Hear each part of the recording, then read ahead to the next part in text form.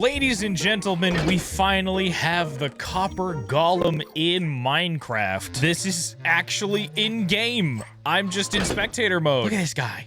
Look at him go. Look how cinematic this is. Look how incredible the animations are. This is actually in-game. I won't lie to you, I'm genuinely kind of surprised that this came out of the blue. The copper golem entirely lost the mob vote to the ally, so I'm just kind of impressed that they managed to fit him in somewhere. I mean, I know that they talked about it a little bit, that they would probably add those previous features in new updates, but wow.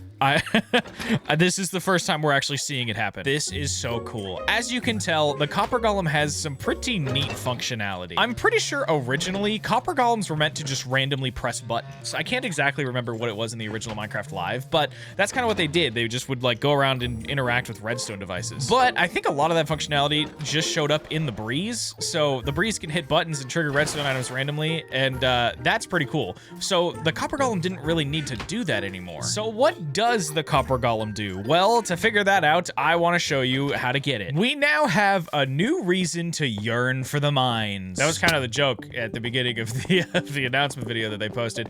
We're yearning for the mines. This mine is not great. I'm not finding copper. Creeper! There's some. As we kind of already know, copper is one of those things that's so immensely abundant that we don't really use it. Like, for whatever reason, it just kind of goes unmined most of the time. People kind of opt for iron or whatever, you know, other useful materials there are. Like, if I was in this cave, I'd probably pay no attention to this and just immediately go for this. But now, actually, this has some good use. And it's pretty quick to get. I've got 29 already. Once you have that, along with all the materials for a furnace, you can get started. Once you got all of your copper ore smelted, you can craft it into a copper block and place a carved pumpkin right on top. And here you go. You get yourself the copper golem, as well as a copper chest. Right away, what you'll notice is that the copper golem looks into the copper chest to see if there's any items in it. And if I just put any amount of these just random items that I have in my inventory, you'll see the copper golem will pick them up and carry them around. And it's only stacks of 16. As you can see, I had a stack of 64 and I split it in half. So now it's 16 there and 16 in his inventory. So now he's just gonna kind of carry it around. How do we get it out of his inventory? We craft a chest. And it's kind of gone. Where did it go? Hey, buddy, come back, come back. I'm gonna place the rest of these red sandstone walls into this chest, and we'll see what happens. Hopefully, someday. Why are you all the way over here? Come on. Oh, where are you pathfinding to?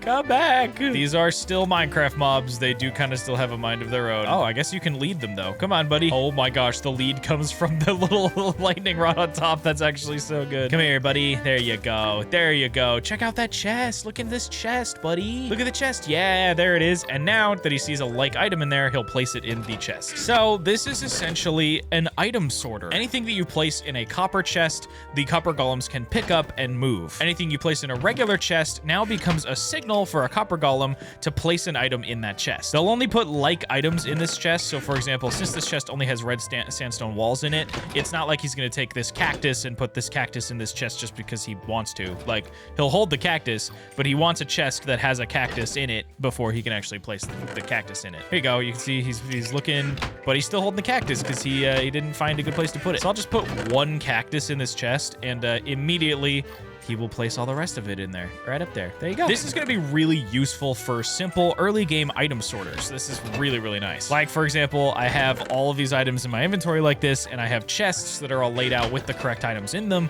or just generally sorted in what I want them to be, you know?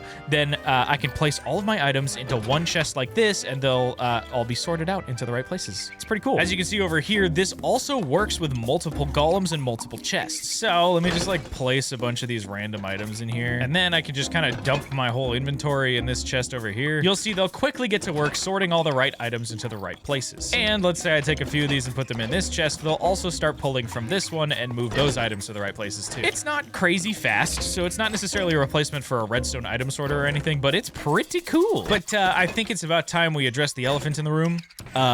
I'm wearing copper armor. That's right, the dream of people having copper armor that we've had pretty much ever since copper was added is actually now a reality, including the copper tools. Look at this. We got copper tools. Copper has only been useful for like a limited number of things, kind of like just the lightning rod and these blocks and decoration stuff. We've got copper doors, you know. It's really good for building, but it just felt a little impractical for progression. So this now slots right between leather and iron for armor, and it slots between stone and iron in terms of efficiency for things. So as you can see, 3 attack damage, 4 attack damage, that kind of a thing. It's a little bit less good than iron. Plus, you still need an iron pickaxe in order to mine diamonds, so, you know, there's that.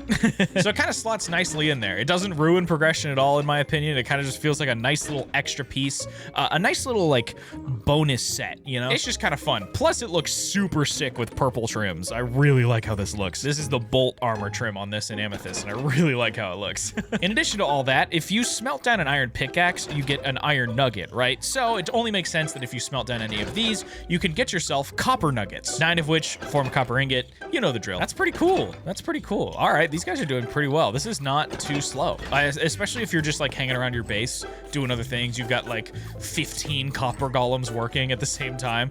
You can actually get this done pretty quickly. That is pretty neat. I really like these copper chests, by the way. They look really good. You can also craft a copper chest, by the way, if you use copper ingots around a regular chest. So you can just keep adding to what you need for these guys. You don't have to spawn in a billion copper golems in order to actually get a copper chest. So that's kind of nice. I like that. Good feature. Another neat thing that you can see with the chest is that this one is starting to oxidize. So just like regular copper, you can actually just, you can use wax and it'll stay this way. Or you can also take this all off and you can make it right back to its nice pretty self and wax it like that. I believe you can also, yeah, you can wax these guys too. You can see there, I'm getting the particles. So I believe these guys also oxidize over time. It does seem to take a while though, because these guys have been at work for like a really long time, even before this video started when I was just messing with the features, and they still haven't oxidized much at all. This guy, I started out like this, so he's okay. This makes honeycomb way more valuable and way more useful. That's actually kind of awesome. Oh, check this out. This one fully oxidized. That looks really cool. Bro is just stacking diamonds right now. That's crazy. This is absolutely wild. This is setting a completely new precedent for what these game drops can be. This is showing us that old mob vote mobs will probably come back in the future, which is crazy to think about. I will say, they did say that that could happen. They did say that they would reference old features and they'd look into those and add potentially those mobs if it makes sense. But this is really cool to see it in action and actually have a game drop happening where they are actually adding these features. This is super cool. I'm really excited about this. Plus, I feel like this is gonna liven things up really nicely around a base. I love this. This is so cool. This is so like simple, but really, really smart. I do think there are a couple things here that could be tweaked, like them placing like with like, as you can see here. There's some struggles with like, things are not being quite organized the right way here, but there is some potential there for improvement. And you know, this is very early. This is the first iteration of this. It's not even on Java snapshots yet, so there's gonna be a lot that changes over time, and I think this is a really cool start. So very, very cool feature. Oh my gosh, I just read something that might actually be really funny. Hold on.